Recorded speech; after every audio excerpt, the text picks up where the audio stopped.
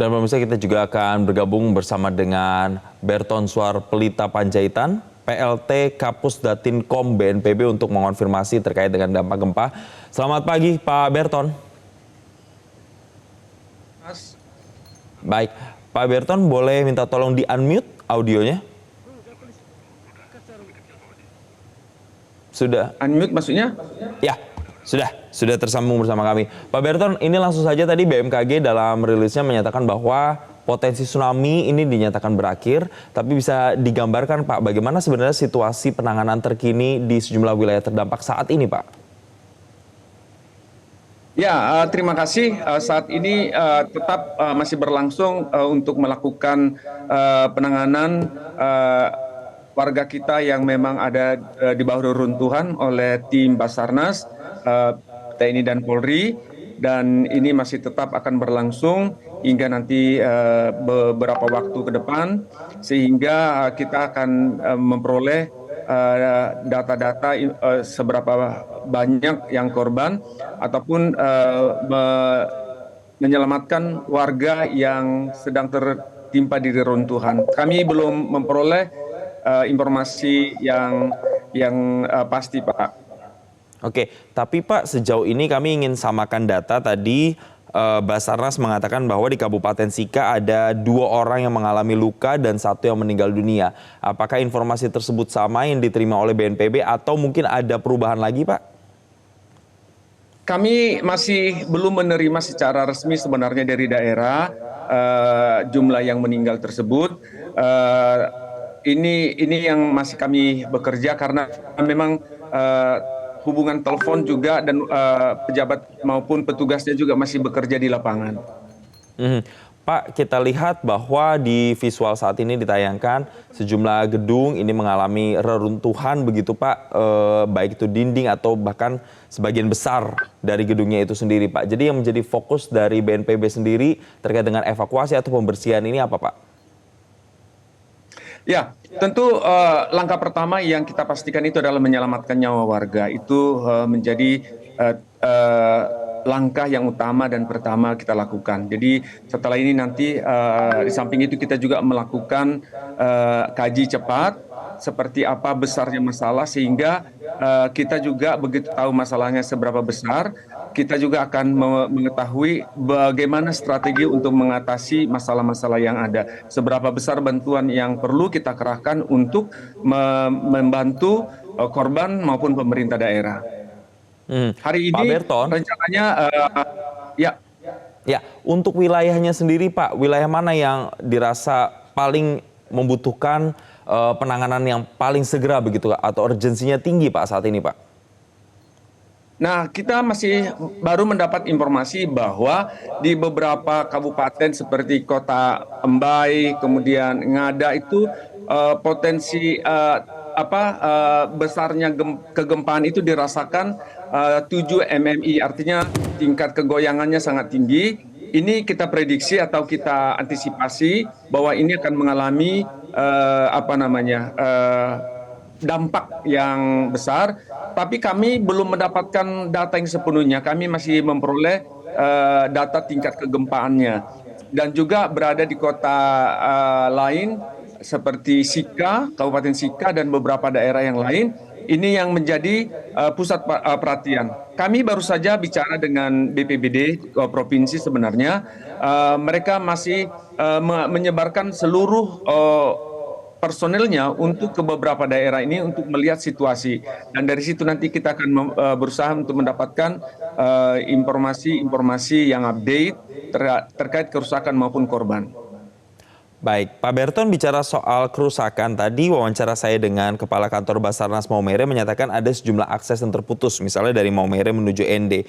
Kalau dari laporan yang sampai ke BNPB, apakah ada juga wilayah-wilayah yang fasilitasnya begitu terputus atau aksesnya terputus yang harus ditangani segera? Iya, kami masih belum mendapatkan informasi dari catatan kami. Kami memantau di Pusdalop kami, informasinya masih belum.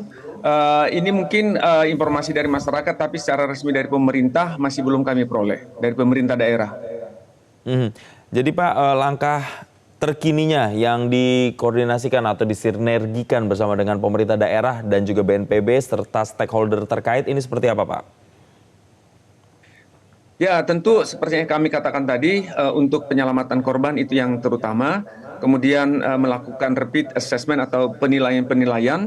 Kemudian yang ketiga tentu segera memberikan bantuan, terutama bagi warga yang mengalami luka ataupun akibat dari kegempaan ini. Tentu bidang kesehatan juga sudah kami koordinasikan untuk segera melakukan beberapa tindakan-tindakan yang diperlukan. Jadi concern yang pertama itu adalah menyelamatkan nyawa manusia terutama. Hmm. Pak, tadi di Maumere dikatakan warga sudah mulai beraktivitas normal, tapi mungkin ini bisa saja berbeda di wilayah-wilayah lain, Pak. Bagaimana dengan mereka yang saat ini mengungsi ke tempat yang lebih aman atau mengevakuasi diri ke tempat yang lebih aman? Apakah ada juga bantuan-bantuan yang kemudian mulai direncanakan atau akan disalurkan oleh BNPB, Pak?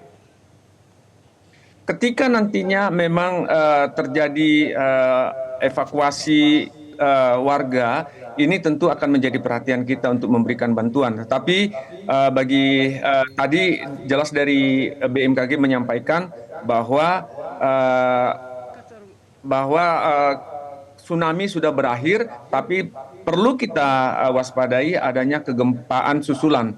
Jadi ini yang menjadi catatan mungkin kenapa warga masih enggan ke rumah karena memang adanya gempa susulan. Dan kami juga menghimbau agar berhati-hati untuk memasuki ruangan karena ini berpotensi nanti ketika gempa susulan menjadi kolaps atau rubuh sehingga bisa melukai atau mengenai warga yang ada di dalam. Ya, Pak, ini penting ketika Bapak tadi mengatakan bahwa masih ada potensi gempa susulan begitu Pak. Apa skenario yang sudah disiapkan oleh BNPB Pak untuk mengantisipasi adanya dampak dari gempa susulan yang masih akan terjadi ini Pak? Ya, tentu kita kembali lagi masih tetap bekerja sama dengan daerah karena memang pemerintah daerah menjadi ujung tombak saat ini karena masih kami berkoordinasi di tingkat pusat untuk melakukan berbagai tindakan. Jadi kami tetap menghimbau pemerintah daerah melakukan maksimum. Setelah ini nanti kami dari pusat tentu akan turun untuk membawa bantuan yang memang diperlukan oleh pemerintah daerah maupun warga. Jadi rencananya hari ini Bapak Kepala Badan mungkin dengan menteri terkait akan ke daerah untuk melihat situasi yang saat ini sedang berlangsung, serta nanti akan memperkirakan bantuan seperti apa, jenis seperti apa, besarannya seperti apa yang akan kita berikan nanti untuk memaksimalkan upaya-upaya penanggulangan bencana di NTT ini. Pak Berton, ada laporankah terkait dengan wilayah mana mungkin yang saat ini sulit sekali Pak dijangkau oleh tim penanganan bencana saat ini Pak? Kami belum mendapatkan laporan tersebut Bapak. Baik. Pak, untuk penanganannya sendiri Pak, kita tahu bahwa ini melibatkan tidak hanya BNPB saja, tapi juga ada Basarnas, ada pemerintah daerah di sana, begitu juga Pak. Apakah tim yang saat ini turun itu sudah dinyatakan cukup? Ya, kami tadi menyampaikan bahwa kami sedang melakukan koordinasi dengan kementerian lembaga. Jadi masih dalam tahap koordinasi sebenarnya karena ini masih jarak yang jauh dari Jakarta dan tempat yang lain juga menjadi catatan kita. Tetapi kami juga sedang menghimbau kepada pemerintah daerah yang dekat dengan NTT ataupun kabupatennya di NTT agar bisa juga membantu saudara-saudara kita yang ada di sana. Pak, kembali ke warga yang terdampak di sana Pak.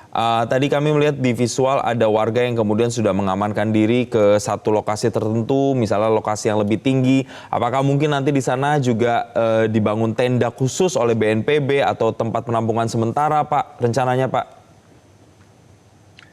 Kalau memang diperlukan akan kita bangun, tetapi melihat bahwa tsunami sudah berakhir, tentu ini tidak menjadi catatan kurang relevan lagi.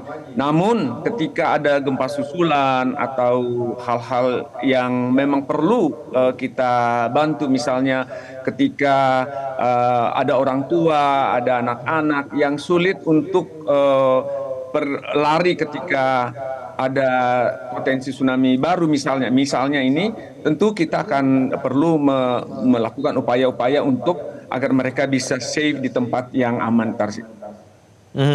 Berarti masih akan situasional dan melihat bagaimana kondisi di lapangan begitu Pak. Nah, apa ada himbauan juga Pak dari BNPB untuk kemudian bisa kepada masyarakat disampaikan, mengingat saat ini memang statusnya untuk tsunami potensinya memang sudah berakhir, tapi kemudian masih ada gempa susulan Pak, ada himbauan khusus Pak?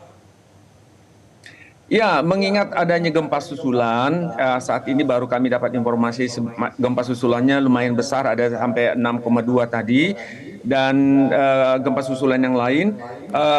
Gempa susulan ini bisa menimbulkan bangunan yang retak menjadi ambruk. Jadi ini perlu diwaspadai agar tidak memasuki bangunan-bangunan yang secara visual kita lihat bahwa itu sudah rusak ataupun retak besar. Kecuali nanti ada dari orang yang berwenang, pemerintah setempat menyatakan ini bisa aman untuk dimasuki, itu baru dimasuki.